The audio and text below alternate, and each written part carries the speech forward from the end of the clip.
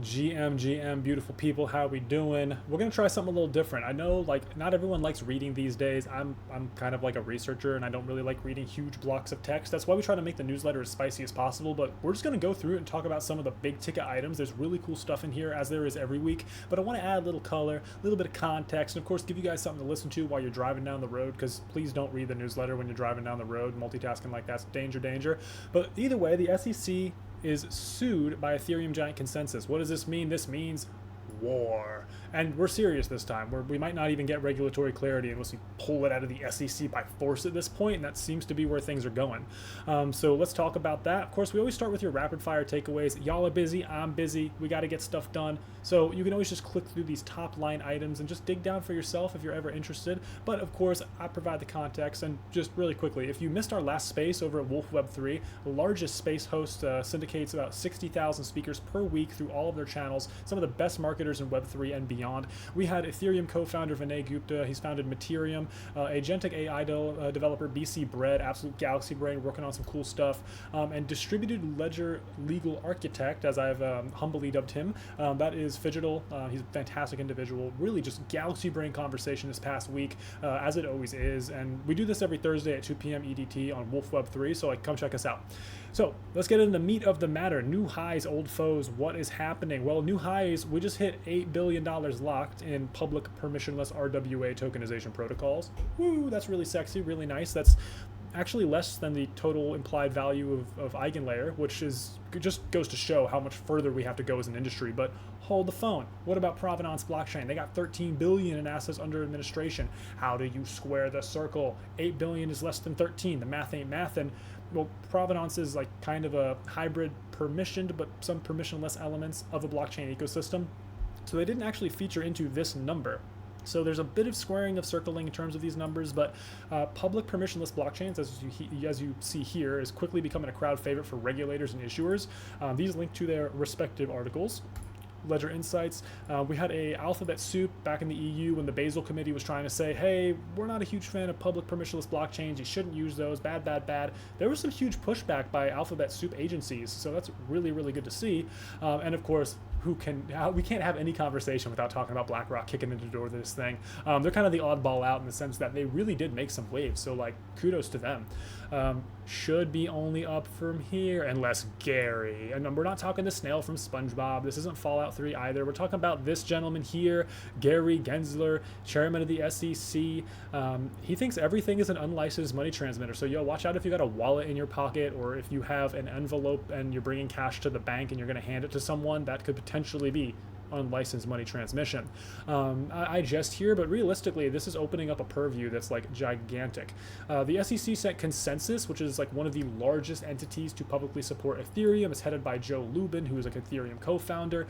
Sent him a Wells notice on April 10th saying, yo, MetaMask, swapping and staking. You're allowing unregistered securities to do things. That's not good. And Uniswap, recall, they got their own Wells notice back about 3 weeks ago saying that they're also swapping unregistered securities. But what even is an unregistered security at this point? Don't worry, we'll let you know. Consensys has filed a lawsuit, though. So that's the in-between of this sandwich. They said, we've had enough. Look, you keep going back and forth. We've been pushing for regulatory clarity in the United States for going on a decade now for this kind of stuff. The CFTC says it's a commodity. Now you're saying it's a security. We're suing you. You're overreaching on this thing. And people are not happy with Gary's wishy-washy attitude. He's hot, then he's cold. He's yes, then he's no. He's in, then he's out. He's up, then he's down. I believe that was Katy Perry. So, you know, when you get to quote Katy Perry in a newsletter, things are pretty good. And they're not alone. Financial Services Committee Chair Patrick McHenry, he's actually from North Carolina, as am I. He went to grill Gensler on Twitter saying that, hey, you may be told a bald-faced lie, because here's the thing. Let's scroll on up here again. Wiki, Consensys, a Wells notice. What's going on here? Let's see. Boom, Consensys. Is this where? No, here it is, the lawsuit. Pardon me. Boom. This is the actual lawsuit that Consensys filed, and specifically, there's some interesting considerations here. If you scroll through, we're not going to just scroll through. You can find it on your own time, but basically, it hinges on the fact that when Ethereum went to proof of stake, it became a security. Bum, bum, bum. So we saved some carbon, but now we're a security. Hold the phone. Mr. Patrick McHenry does not think so, because back in April 2023, when Gensler rolled up to Congress, he said, no, don't worry. Ether is not a security. We're not thinking in that way at this time. Well, now the argument that Gensler's put forth in this Wells notice is that, well, when Ethereum went to proof of stake, Ether became a security. The timelines don't match. That means Gary would have to have lied to Congress, lied to Financial Services Committee Chair Patrick McHenry about his thinking. And that's not good for anybody. That's just not great at all. Remember, this is the same agency that came out and said, we are doing a great job. Look at all these enforcement actions. They're basically celebrating how much penalizations they've enacted on companies. Ultimately, the SEC should be applauding if they have zero enforcement actions, because that means there's no fraud happening. That or they're doing a really bad job. But, horseshoe theory. If they're just enforcing anything and everything and offering a lack of regulatory clarity, they're kind of undermining, as McHenry says, the strategic geopolitical interests of the United States. It really is a national security interest if we can't get this clarity, because right now, the United States leads in terms of tokenization companies proportionally. It's like 35% of all companies are domiciled in the US. That ain't gonna last forever. There's just a big looming question mark about whether or not you're gonna get thrown in jail for doing stuff. So is this finally checkmate for Gary's crusade against digital assets?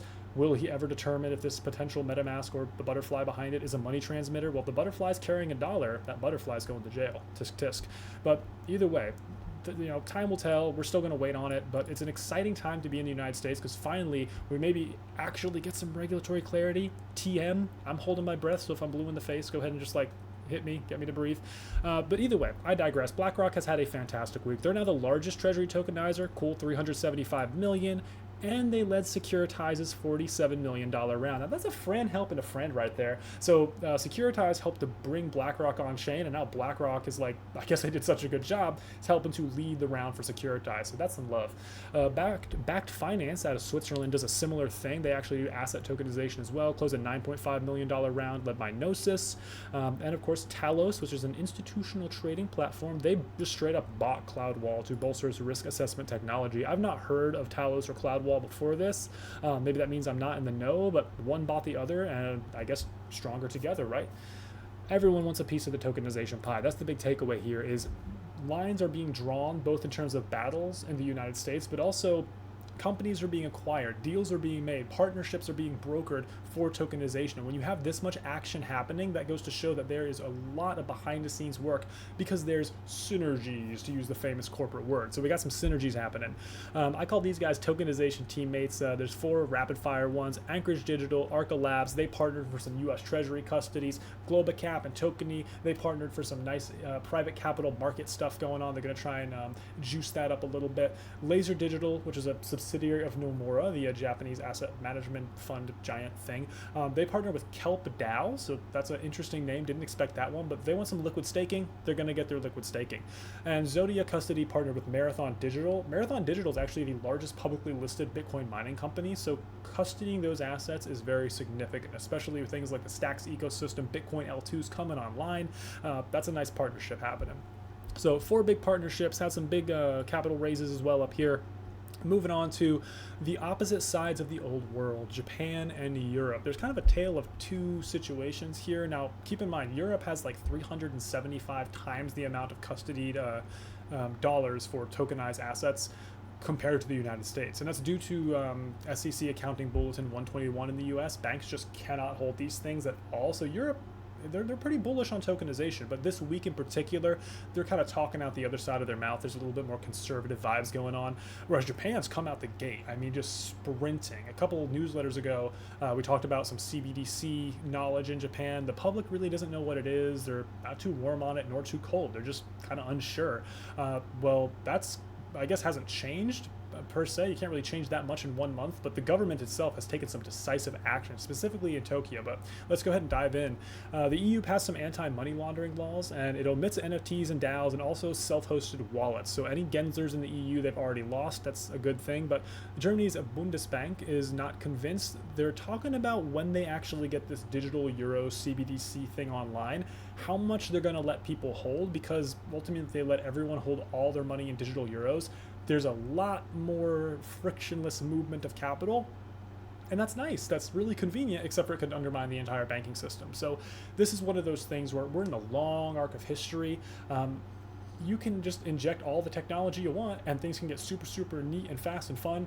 But if it undermines the existing system and ultimately makes everyone's lives a little more difficult and becomes a net negative for society, that's not so great. These are big exogenous forces with more moving parts than there is grass in your backyard. So that's super important. They're talking about a 2,500 euro limit, citing bank run concerns, but they have time. Don't worry, this isn't going to happen next Tuesday. We're all good. They're saying at least 2028. So 2028, 2029 is when the digital euros come in. They got about 4 or 5 years to figure this all out. And this is a government we're talking about, so probably closer to 6 or 7. Let's get real. But suffice to say, we got a little bit of time. Now, let's flip the table and go to Japan. Now, we just talked about Europe being a little cooler on tokenization. Let's talk about Japan getting hot, hot, hot. Japan launched a CBDC sandbox with APIs and wants to optimize their upcoming digital yen. And also, the Tokyo metropolitan government is just subsidizing issuance costs of tokenization. It's 50% if you're a company, 2/3 if you're a startup, up to $31,000. So if you've ever wanted to live in the land of Gundams and sushi and tokenize stuff, this is your time to do it. I don't know if you all seen the yen recently. They just had a second intervention, the Bank of Japan, to prop up the yen. But yeah, looking pretty good. I mean, I may or may not have been looking at flights to Osaka. And I know this is Tokyo, but Osaka is kind of the food capital. Wink, wink, nudge, nudge, Osaka. So, but yeah, let's go back to the United States. Let's roll it back here. So Gary has rained on the tokenization parade, but the U.S. presses on. This is the United States, the land of entrepreneurship and making stuff happen. I mean, we invented fried Oreos. Do you think you can keep us down? Absolutely not. Outside of the city of Boston, Massachusetts, the city of Quincy, they're using J.P. Morgan's Onyx for some municipal bond tokenization, minimal investment of $5,000. So that's pretty cool. We're talking about real assets here. This is public debt. This is like U.S. Treasuries, only instead of backed by the full faith and credit of the United States government and the dollar, it's backed by the city of Quincy. So if you think the city of Quincy is more financially stalwart than some of your other potential investments, I mean, hey, at least the city of Quincy won't get rubbed. It's still going to be there. No one's going to take Quincy out of existence. So it's an option, and JP Morgan's Onyx is winning in that capacity at least. It's not their first time tokenizing municipal bonds. So good for them. Good job. And nice, beautiful Tokyo Tower, shooting out some tokenization vibes into the city of Tokyo. And the DTC, this was a big one. They're saying BTC ETFs, they can't be used as collateral. Some people said the sky is falling. Other people were like, dude, we just got the ETF. This is fine. I'm kind of on the latter side of the equation. It's a broader de-risking move. It's not just like they came out and said, hey, Bitcoin ETF, you're off the case. No, not at all. It was actually included in a larger litany of assets that are no longer considered pristine collateral. They have a 100% deprecation rate to their collateral status. So it's fine. We didn't even have a Bitcoin ETF last year, dudes. So that's all right, ultimately. And it's a de-risking move. So can't say one thing or the other as to whether long-term it's good or bad. It just is what it is. And I'm sure this will eventually change as well as Bitcoin becomes more of a traditional asset as it makes its way off-chain into the funds and the ETFs of the world. I mean, it has its own ETF, but suffice to say, the broader the distribution, the less volatility, the more liquidity. You know how it goes with markets, right? Right, of course. So over in the private sector, Stripe is adding some more support for stablecoin payments, and Visa has a comprehensive dashboard for stablecoins, which is actually very sexy. I'm very happy about it. I mean, stablecoins have passed Visa's volume, so they kind of have to pay attention to them. They found a way to remove wash trading and arbitrage. That's something that's been a bane of my existence for I can't tell you how long, trying to square the circle of, is this real? Is this robots? Is this an unlicensed money transmitter? No, it's Visa, and they gave us a great dashboard. So thank you, Visa. Let's go. Maybe you can monetize this and not charge 3% for your card transactions. That'd be awesome and help merchants all around the world. But I'm not going to hold my breath on that. So yeah, this is the newsletter. I hope you guys like it. This is a little change of pace. We'll see how this content does. If you guys are vibing with the long form, maybe we'll kick something like this out on the regular, but drop me a comment, tell me if you love it. Either way, we're gonna slice and dice this and some other content throughout the week. So yeah, I hope you guys are having a wonderful Friday. I will see you guys next week and throughout the weekend as I'm just ticky-tacking and posting on Twitter. Mwah. Have a good one.